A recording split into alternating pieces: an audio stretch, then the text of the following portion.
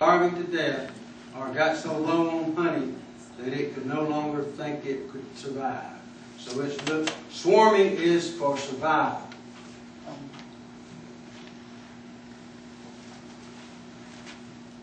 Yes. I'm completely new at this. I don't even have any bees, but I heard about a lot of swarming going on in Nashville.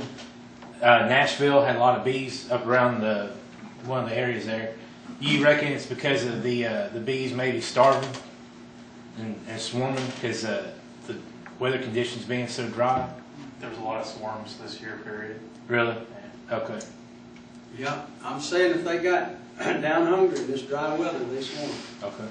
I've already seen swarms. I've already seen swarms. What day was the first Saturday in June? Second day of June? Fourth day of June. Which was it? First Saturday in June, we had a bee nick at this person's place, and he is a good beekeeper. His father was probably even better than him. But at any rate, he's a good beekeeper. But you know what he did? He was walking out by his beehives. He had 23 sitting in I won't say 2 rows. No, they were all 23 sitting in one straight row. All of them right beside each other, all of them on the same platform. You make this one mad up here, this one down here is already mad. Well, we walked by a trumpet vine hanging in an old dead pear tree, and sort of back under some of the leaves of this trumpet vine was a little cluster of bees. I could hold them all in my hand just like that.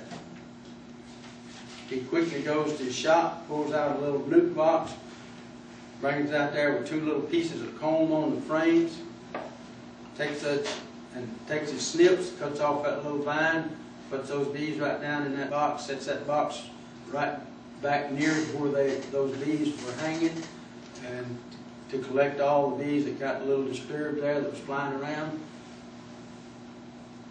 I would have never done that. I'm not much of a beekeeper. I would never have collected that little swarm of bees. That's a desertion swarm, either from starvation or from disease.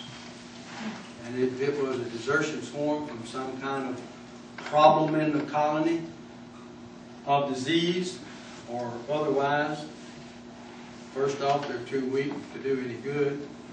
How in the world are you going to build that number of bees up to a population to go into a wintering condition between June 2nd and November the 10th or November the 1st?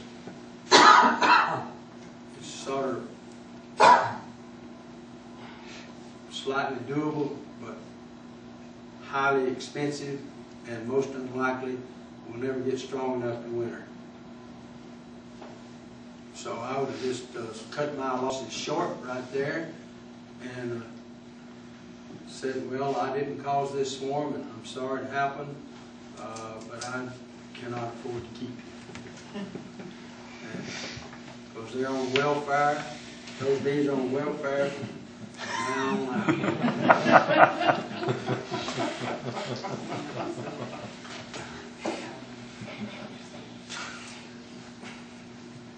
My queen excluders. I'm going to use those queen excluders. I'm going to put them on for the purpose of saving my honey crop. I'm going to put them on and confine that queen to the area of the colony I want her in. Most of the time, practically every time, it's going to be at the lowest unit of that colony setup. It's going to be the first unit above the bottom of it.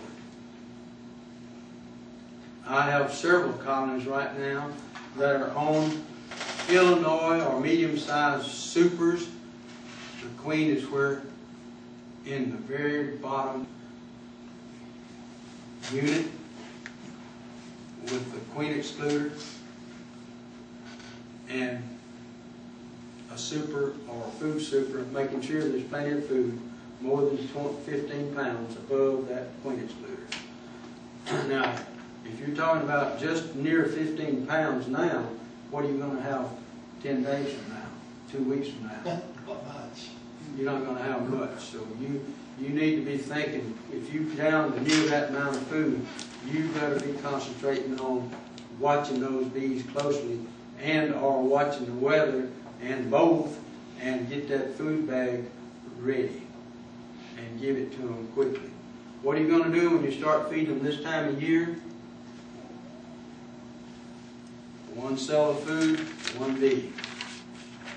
What do those queens want to do when they get fed? How many of you have even looked in your colonies in the last 10 days, 2 weeks especially, because we're going to have to back up because it's been raining all this week, right? How many of you looked in the last 2 weeks prior to the rain time? How many looked in your colonies during that period of time? How many of you know that your queens are still laying? How many of you guess your queen's still laying? How many of you know that the queen stopped laying? Oh, look at that. You believe those folks? Queen stopped laying? Most likely they did. It has gotten so dry and so hot. The bees got so lazy that they just didn't want to raise any more babies. They just got tired of nursing those little rascals in the nursery. And they don't want no more. So that mama just quit laying. I'll show you. I won't let you have any more babies to have to take care of. So those bees quit feeding those queens.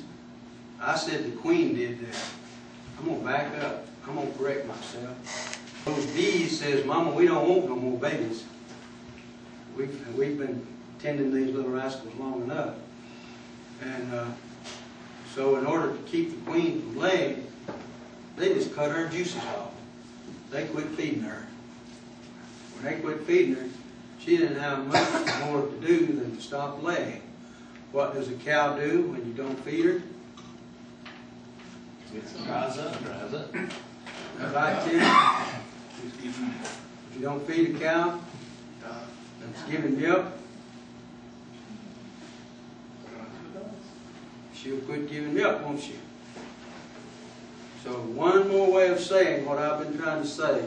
You cannot starve production out of bees. You cannot starve production. You can't starve milk out of a milk cow. You have to feed her. So, even if there's plenty of honey on the hive, during a dearth like we've been having for the last almost month, should you be feeding when there's not a nectar flow, even if there's honey? Depends on what has happened and what the real circumstance is. Just to be feeding them because of the dearth and there's food on the colony, I say no. There's no need to feed them if there's plenty of food there. They will take care of themselves about it. If the food is there, they are capable of taking care of themselves. Just the same as they're capable of putting that food that you give them in the place they want it in to go into winter. They know winter's coming on. If you give them that food, they know exactly what to do with it, where to put it, and how to manage it. Now all they have to have is the food. And don't go in and start rearranging all the food and everything and thinking you're doing all these wonderful things for your bees unless you're going to take and consolidate that food that is scattered throughout the hive. You might need to bring it down and consolidate it and get it in a compact area over the bees, but don't go in there messing around with their brood nest. They take care of that themselves if there's food on that colony. But you just be sure there's food there. That's all you need to really be concerned about. Even if the dearth continues through the September, If food gets low, but if the food is there Still no need to feed them. In my contention. Now, I believe the bees have that capability that they are going to know and they're going to start. This rain has caused the queens to come back laying. And that's my contention. Weather's changing. Weather's changing. You know what? It's not 100 degrees today, is it? No. It was 111 when. This change in weather condition has caused those queens, the bees to start feeding those queens and rejuvenate them and get them back into laying mode. Only if there's not enough food should you be really feeding. Now, if you're low on bee population and you think it's food related, yes, but be sure it's food related, not queen condition. It can be queen condition. If she's already petered out, it may be time you get you a new queen and get it in there. Now, with that said, I'm going to say it a little different way. Queens that are introduced now, sort of viable, productive, good quality queens. I don't know where you're going to find those. Put in a hive will produce you 1 full month's more bees. How many eggs do they lay in a day? 2,000. And when it begins to get cooler and cooler, how many? Less than 1,000? Yeah, drop it down to 1,000. Okay? They're in top production right now if the conditions are right, or they're not laying at all, whatever the case might be. But during productive times of the year, they liable to lay 1,500, 1,800, 2,000 eggs a day, right? That's what we're being told. Now, in the weather conditions dropping off, they drop down, they start laying less and less. The old queens will drop off faster than will a young queen. A young queen put in now will produce eggs and production of bees 2 weeks longer in the fall than the old queen will. The young queen will come out next spring laying 2 weeks sooner than the old queen will. Now what have you gained? 40,000 bees. You've gained 2 weeks of egg laying production, haven't you? On the fall side, 2 weeks in the spring side, that's a full month. So you've gained a full month of bee production by putting in a young, prolific, strong laying queen. Good, healthy mama. Now, than you will if you leave that old queen in there that's already laid out. Because next spring, she's going to start off with a bang. She'll lay about 3 weeks, and zap, she's over. You go in and start looking. I've got a wonderful brood pattern, everything's looking great. You go back 2 weeks after that, or 3 weeks, or a month later, and you go in, spotted brood, pattern brood, a little corner over here, a little corner over there, a little patch some way or another. What happened? What happened? She just cannot muster it any longer. You'll have swarm cells, supersedure cells, so forth and so on. Whatever the condition of the colony dictates, that's what will be, either swarm cells or supersedure cells. Young queen is not so enticed to let the bees cause her to be swarm tendency. The young queen will not swarm as rapidly or as speedo, what a word, grandchild, that an old queen will. That young queen will be so productive and go, that she will have a tendency to delay swarming before she gets excited about swarming. So you got 2 weeks plus there on swarm cells that you won't be confronted with. So those are some of the reasons why you put in a young queen in the fall of the year instead of waiting till next spring to put a queen in. Suppose we want to requeen that colony that just beginning to play out. We see a bad brood pattern and so forth. We know it's got to be the queen, so we're going to get us a queen. And we're going to get that queen in. And when can we order a queen in the spring? April. When? I mean, you order it in December. When are they going to tell you they'll ship it to you? April, May. April. Let's just say you're one of the first orderers, and the person that got ahead of you was a little bit later than he ought to have been, trying to get ahead of you, and you did get your order in before that man that wanted 20,000 queens, and so he did let you get your order in, and instead of filling that 20,000 first, he did send you 1 or 2 queens to start with, and you got them April 15th. That's about as early as you can get them, right? Anybody in here contend you can get them much earlier than April 15th? Queens ordered out of Claxton, Georgia. Okay, we get the queen April 15th, we put her in. When is she going to be laying? April 20th. Well, I like to go on a week basis, but yeah, she might be actually laying a little on the 20th, but let's move it up 2 more days, 22nd. You go in and look at her, yeah, she's laying. She's probably been laying a day and a half. I never look at my queens except 1 week after I introduce them. Never open that colony during that full week. 7 days from the day I introduce her before I look at her or open that colony or put smoke to it again. Introduce the queen, 7 days later before I'll touch it again. I go in and see if that queen's out and laying. And I don't do any of this hole punching with a nail, rusty nail especially. It gives them tetanus, you know.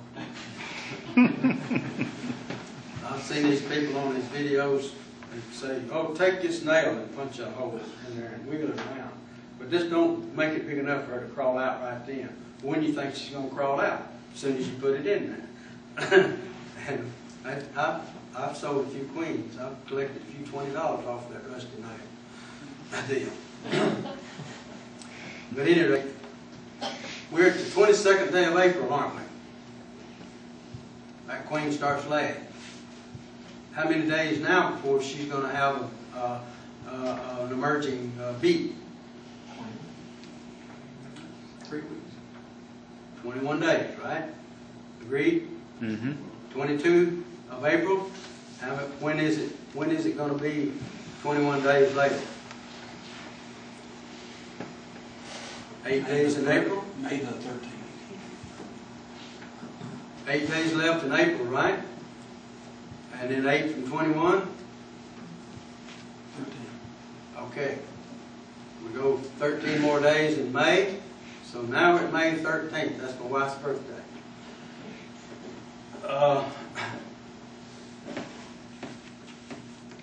Those bees aren't ready to go to work right then, are they? They start emerging. They don't all emerge at one time. They just start emerging May the 13th, right? When did the honey flow start? May 1st. May the 1st.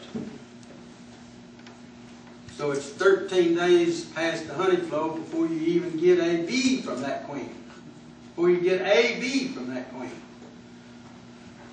Now, she's got to have a little time to build up to that 2,000 bee egg laying day, right? Where's the honey flow at that time? Over. All over. A queen put in the spring will not produce bees that will make you a honey crop that year. I mean, that season, excuse me, that season. If you get a little fall flow or something like that, yeah, the bees are all ready to go. What did you do spending your money for a queen to make you a honey crop in the year that you put her in? Put her in the fall feed her, get her in right condition, make your colony in proper condition, food-wise, reduce down to the proper size, ventilate the top, take your vacation, come back February the 15th, start all over again, manipulate that colony down, reverse and let them build up, go back and check your queen cells every 10 days or 7 to 10 days. Be sure you do it by the 10th day. If you wait to do it on the 11th day, just west to grab your foot. Just west to grab your fishing pole and bait your hook and go sit on the riverbank and rock in your rocking chair.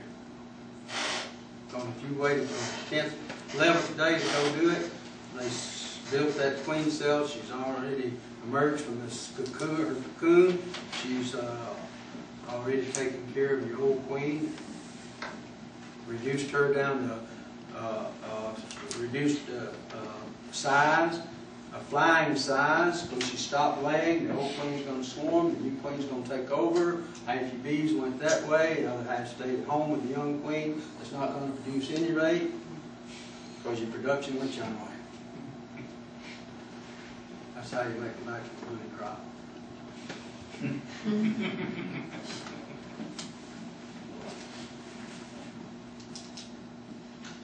When you're checking for queen cells, do you do frame by frame inspection, or you just tip up the box and look at the bottom of the boxes?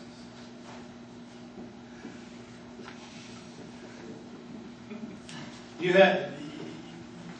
do this on a lot of hives. You have a lot of hives, don't you? Used to have.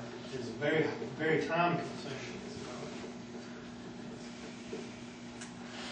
Yeah, and this fella come to my place just recently. Of course, I missed one little horse deal, and we got an extractor, and we got a coal knife uncapper, and we uncap one side of the frame at a time. We don't put it down through this thing, it does both sides. And he says, as beekeepers, I heard about this place, they have 20,000 colonies.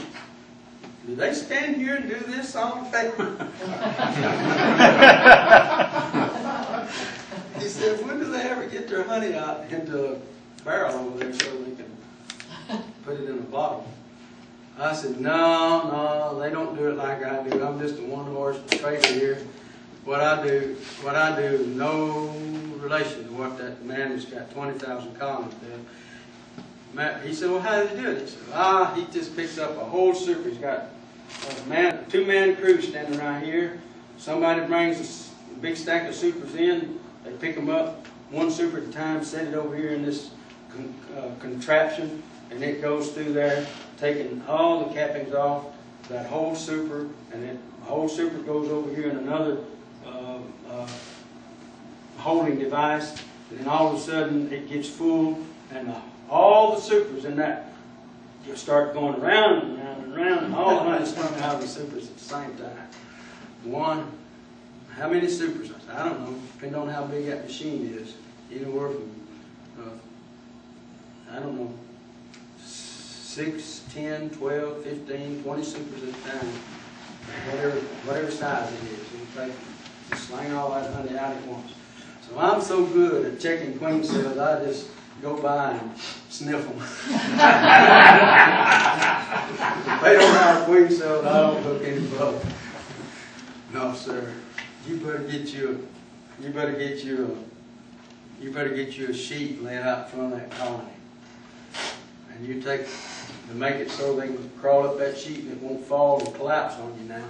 Put your support under it and let them crawl right back up into that colony. So bring your sheet right up to the entrance. Shake every bee off of every frame right out there in front. You take that. You don't care about shaking the bees off because you don't want a queen cell, right? That's the whole idea. If you drop that, if you pick that hive body up and drop it about 4 feet from here to the ground, when it hits, there's no queen cells left in it.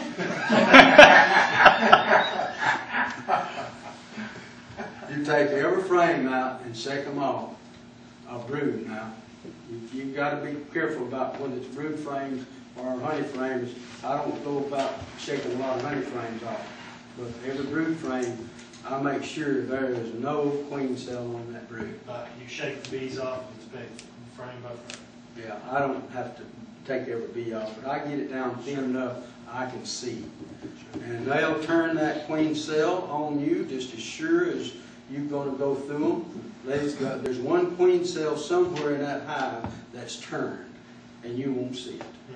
What do you mean by turn? See I've got 3 fingers. You see missing a finger? They'll turn that queen cell some way that you think you're looking at all the queen cells here.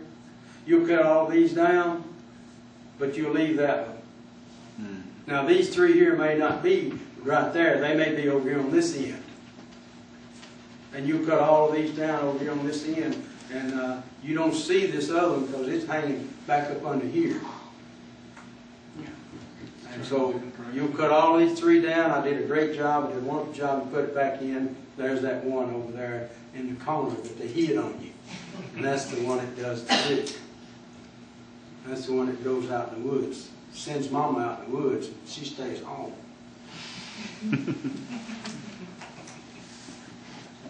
Yeah. I bet there's something I hadn't told y'all, but anything else I need to know? How often do you go back in reverse? Let's see if that in reverse. 4 10 days is up. Because you don't want that queen cell to come off of any of that.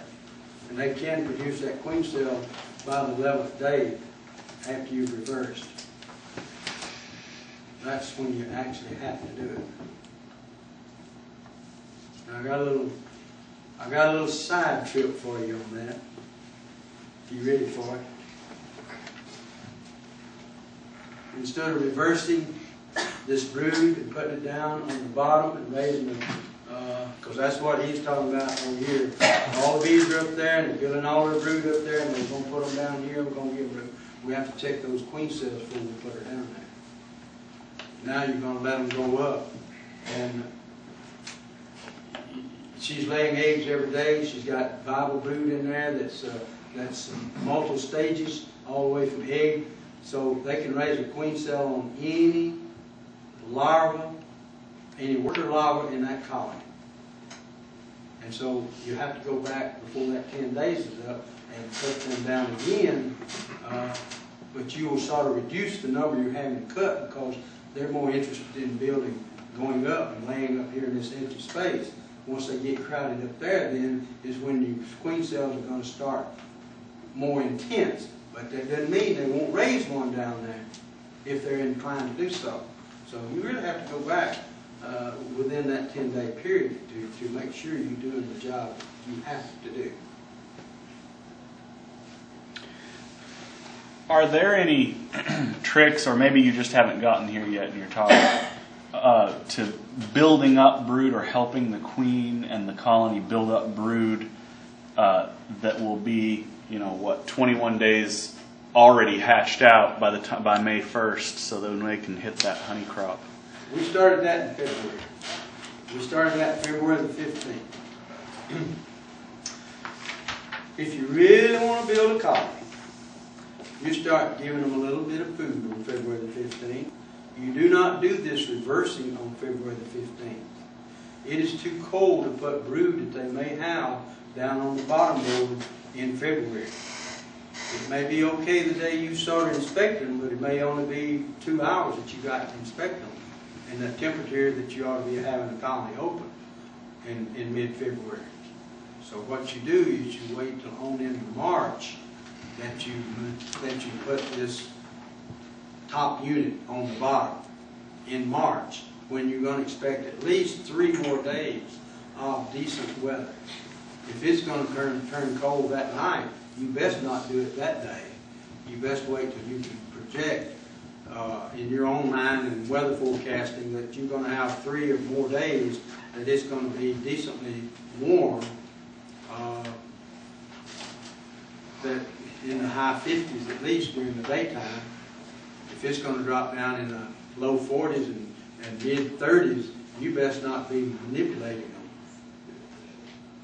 Now, so we're going to wait till in decent weather, we're going to start moving these top units down on the bottom and give them the room above. So that cold weather time is okay. You don't have to go back 10 days because they're not going to be inclined to be raising a lot of queen cells in that cold weather. But on into March, you better be prepared to go back in that less than 10-day period, or they will build them. And so here's what you've done when you put, I questioned a while ago, what did you do when you put that top unit down on the bottom board? Here's what you did. And I'm glad we didn't leave that point because it's very important. You fed those bees a nectar flow.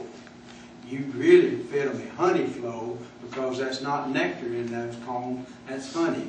But when you put that food on the bottom, you entice those bees to move that food up. When they start moving it up, they start pumping that queen. They start feeding that queen to do what? To cause her to become active laying queen. And she will do it. She will become a very active laying, egg-laying machine at that time, and she is spurted then to the rest of the season. She has been pumped one time, and unless something happens to cause that food side all cut off and everything, she continues to increase her laying activities until she can reach her maximum, whether that's 1,500 eggs or 2,500. I don't know what it might be. But she is already primed. She gets primed right then in February. So here's what, let me say it this way. You want to build the colony up to the honey flow, not let the colony build up on the honey flow. Right. So you just fed that colony a wonderful enticement to cause that queen to start laying. And that's how you get these bees that going to gather your honey crop in May, how you get them old enough from February the 15th till the 1st of May to be in the proper age and condition to go to the field and gather the nectar. So if I understand what you're saying right, what you're saying is that because those bees are handling the honey, they are more likely, or they move it by eating it. They're going to eat it as well as move it up to the top. Absolutely. And so then that means they're also going to start feeding the queen. They're going to, because they're handling the honey, they're going to be feeding the queen, and that just makes them. You've rearranged it in a way they don't like, and then been rearranging it themselves. They have to eat it. Yeah, they're going up. They're moving all the honey back up. It's now on the bottom. You put it there. And they don't like that. They don't want it there, and they're not going to leave it there. They're going to move it up. And when they start moving it up, they start priming that queen. I mean, immediately. Never heard that explained. Immediately. Can you talk about pollen for a minute, and just about like how much pollen is needed and where that needs to be, and does that play a factor in any of this? Oh yes. What do bees need to live on? Pollen. The carbohydrate, which is the honey or the substitute feed you give them, or pollen, or the pollen substitutes that you might give them. They have to have both of those and water. There's three things that bees have to have in order to be viable in the colony and produce brood and live themselves. So that's nectar is what I've talked about feeding them. I didn't mention pollen, not directly intentional, but it's just not important around here. Oh, I have these people who just absolutely don't like to hear me say that. But let me explain. Pollen is so plentiful, it's being brought in January. We talked about that, right? Pollen is so plentiful in this area that you do not, in my contention, and I've been keeping bees a little while, I'm not going to argue with anybody who wants to feed their bees pollen, because bees do go gather soybean meal from cattle troughs. But it's not a viable pollen for them to use to produce bees.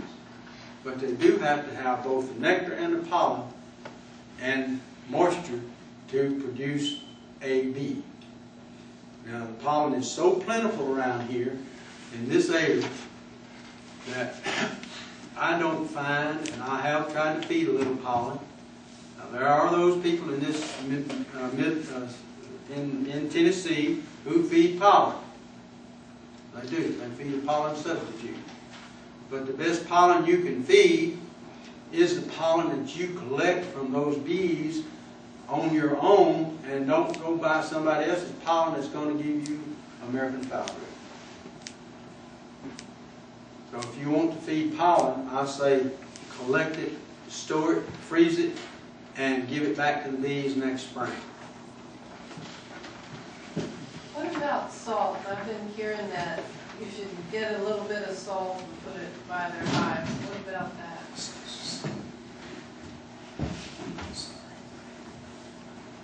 If this wasn't a mixed crowd, you mind if I be naughty? Go ahead. How naughty? Wait a minute. How naughty?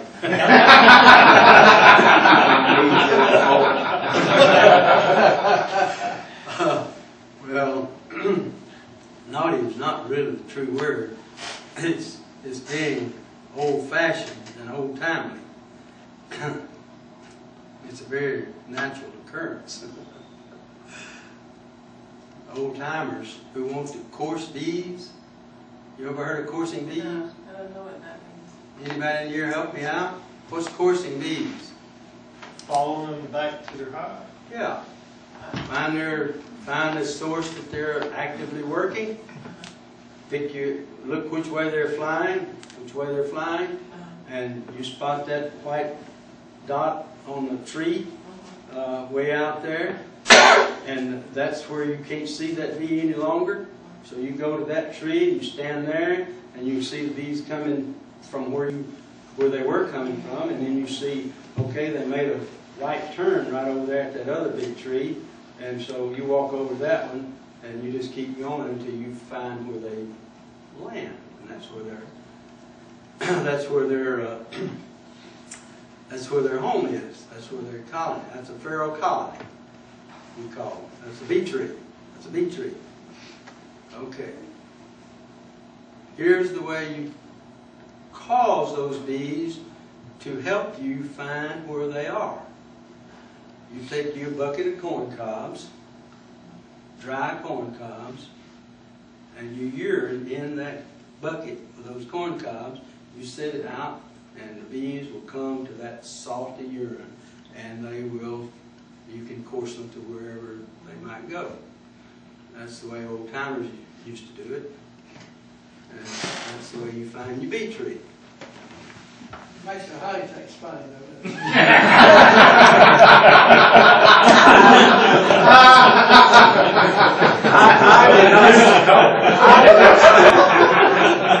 That's not what I said.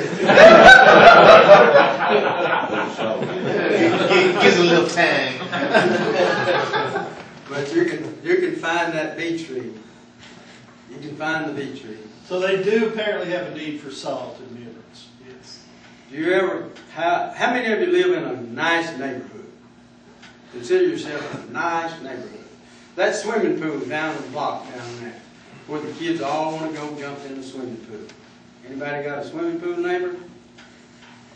I'll guarantee your bees are going to that swimming pool. What's in the swimming pool water? Salt. Yeah.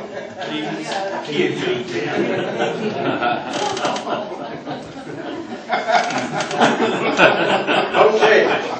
Here, Little kid. I hope I haven't lost all of you. Here is the way you can give your bees good, clean source of water and keep them from going to the neighbor's pool or neighbor's bird bath. Now, you won't get every bee, don't get me wrong, but you'll get the majority of them. You take your Lowe's plastic 5-gallon bucket. One, you can buy the lid. By the way, they sell a bucket and won't even provide a lid with it. You have to buy the lid separate and pay that. I refused to buy one the other day because the lid didn't come with it. It won't do me a bit of good. Now, take that bucket, and you know that it has a rim around it that sort of looks like this. Every so often, Right. you've got this little, right above that is a lip on the outside. There outside of that rim, all the way around, is a little raised place that's a little higher than the part in here that supports Right. those supports. Go into those supports right there and drill a hole. Make you a straight line all the way around that bucket so that you don't miss it now. And use a 3 30-second drill bit, probably with a Dremel tool, so that you can go inside the bucket and drill outward instead of trying to drill from outside in and at an angle. Go in and so you can drill straight out and go to every one of those little pockets all the way around that bucket, or as many as you care to, and put you about 2 to 5% solution of salt water in that bucket. Plain old table salt. Shake it up real good, slosh it around, get all that salt dissolved, and take it out about 200 feet from your beehives in the shade. Turn it upside down on a flat, level surface, and the water won't pour out of it if you drill all your holes correctly. That bucket's about half full of salt water. Let them take down some, let them get started on it. If you have to, put your little sugar water around that bucket. Not much, because you create robin. Be careful about that. Put you a little enticement there to get bees started coming there. Wean them off of any sugar solution you might have quickly as you can. And then as they begin to take that salt water, before they take very much of it, you pour in some fresh water. Not a whole lot, just a little more fresh water. Sort of replenish what they may have taken over a week's time, maybe what they've taken over. Or watch the bucket, see how fast they're taking it. Gradually wean them off of the salt water onto the fresh water, and then you can give them the water you want them to have. It won't be the cow track water out here that they'll be going to. They'll be coming to your bucket. You can't just buy one of those little hard salt lick things and put it by your hive, no? It has to be dissolved in water. That's rabbit. That's rabbit feeding. That's salted rabbits. Did I ever tell you my rabbit story? Oh, so it'll just attract rabbits, you're saying? No. I'm saying that the bees don't take salt like other animals do. Oh, okay. Like a cow, cat, dog. Dogs don't lick salt either, neither do cats necessarily, but rabbits will lick salt, and all kind of larger animals will lick salt. Cattle all take salt. Deer, so forth, so on. They take salt, but bees don't take salt that way. No, that little cubicle salt won't do a little bit of good. Okay. Greg and I were talking a while ago about 9 frames versus 10, putting the separator in there. What do you think about that? Well, I'll tell you what I do. I've been doing it for 40-something years, I guess. I have very few 10-frame colonies, all over 10 frames, but I only have 9 in them. I have a spacer board that you're talking about that takes up the 10th space. And I can pull that 10th frame, that spacer board out. That gives me plenty of working room, and I don't roll bees, and I don't kill very many queens pulling that frame up. After I take that spacer board out and get it out of the way, and then I can maneuver the frames in there at ease without wallowing the bees all over everything and killing them. How about in a super? Super, I have 9 frames without the spacer board, because that spacer board moves it into 10 frame. If you tightens them up as though it's 10 frames, and if I put 9 frames in a honey super, then my 9 frame build out gives me excellent depth to extract, or uncap that for extracting purposes. They can put more in it, seems to me like, that's a So friend he's of not mine. being, make sure he gives that little bit of extra. Oh yeah, you space them equally. If you Yeah. use 9, you better space them That way they can appropriately. build home out further. They'll build it out They'll build further. their own But trees. if you leave it in there crooked and cockeyed and too far over one side, you just made a mess. No. Space them equally and utilize the whole 10 frame space, but just with 9 frames. Not the spacer board in Honey's supers. Uncapped so smoothly. Oh, it's just like being in bee heaven. Well, off subject, I was going to tell everyone that you can get a 5-gallon bucket at Walmart bakery with the lid that comes with it for $1. They're clean and everything. So Do they have a gasket sealer on that lid? yes, And they're sir. food grade too. They're food grade. Better have the gasket sealer. Get them at Walmart, what now? At the Walmart bakery, just ask for them. The guy in the back. Yeah, they won't advertise it, but it's a good deal. Okay, great. I'll go to Walmart's hospital on my way home.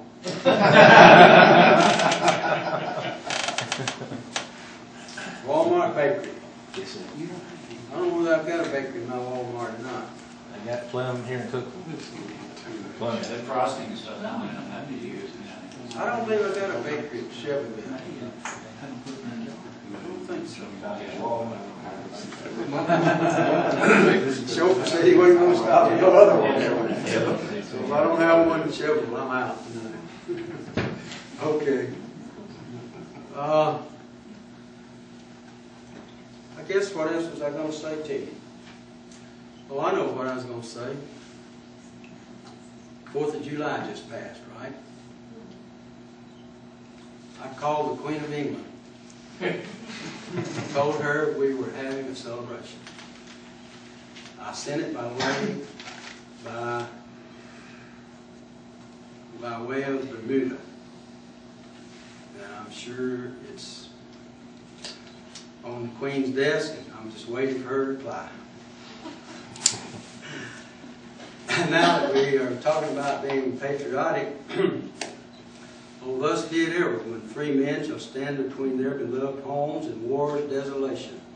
Blessed with victory and peace, may the heaven-rescued land praise the power that hath made and preserved us a nation. Then conquer we must, when our cause it is just. And this be our motto, in God is our trust. Churchill. What? Was it Churchill? No. It was Francis Scott Key while he was sitting in the tavern on the boat. O'er the land of the free and the home of the brave, our Star-Spangled Banner.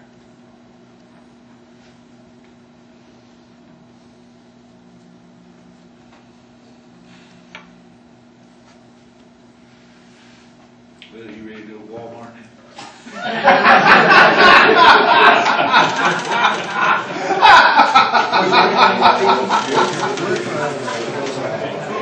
How many of you have heard this?